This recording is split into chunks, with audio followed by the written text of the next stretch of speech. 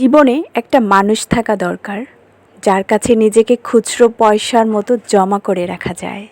অন্তত দিন শেষে কাউকে ভরসা করে মনের কথাগুলো বলা যায়। মানুষ কথা বলতে বলতে কখনো মরে যায় না।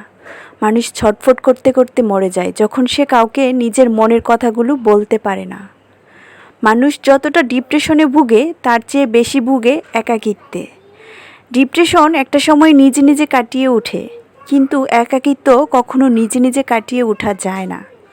একাকিত্ব দূর করার জন্য হলেও কাউকে দরকার পড়ে, যার কাছে সে নিজেকে ফিরে পাবে।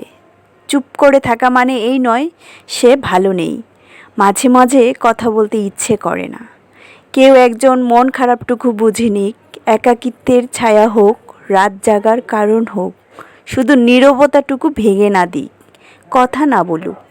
জীবনে একটা নিজের মানুষ থাকা খুব দরকার, যার সাথে অন্য কারোর যোগাযোগ থাকবে না, অন্য কারোর গল্পও তাকে স্পর্শ করবে না। মানুষটা থাকবে একান্তই নিজের। এই ৮০০ কোটি মানুষের মধ্যে যার একটা একান্তই নিজের মানুষ আছে, সে কখনো একা নয়।